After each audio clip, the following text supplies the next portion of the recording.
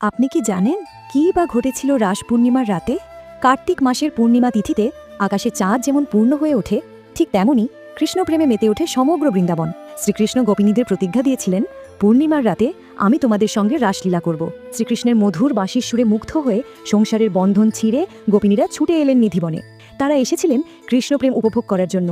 তাদের এই অটল ভক্তি দেখে কৃষ্ণ শুরু করলেন সেই মহামায়াময় রাসলীলা। যমুনার তীরের চাঁদের আলোয় সুরের স্রোতে গোপিনীরা নাচতে লাগলেন তার সঙ্গে। কিন্তু যখনই শ্রীকৃষ্ণ তাদের অধীন বলে ভেবে গোপিনীদের মন গর্ব অহংকারে পূর্ণ হলো, তখনই শ্রীকৃষ্ণ রাধাকে নিয়ে গোপিনীদের মধ্য থেকে অন্তর্ধান হয়ে গেলেন। সেই মুহূর্তে তারা বুঝলেন, ভগবানকে নিজের সম্পত্তি ভাবা নয়, তাকে পাওয়া যায় কেবল নিষ্কাম ভক্তি ও আত্মসমর্পণের মাধ্যমে। তখন গোপিনীবৃন্দ একাগ্র চিত্তে শ্রীকৃষ্ণের স্তুতি করতে শুরু করেন। অবশেষে শ্রীকৃষ্ণ তাদের ভক্তিতে তুষ্ট হয়ে ফিরে এলেন, আর যতজন গোপিনী ততজন কৃষ্ণরূপে প্রকাশিত হলেন। তার প্রতিশ্রুতি পূর্ণ হলো। এই জন্যই প্রতি বছর পালিত হয়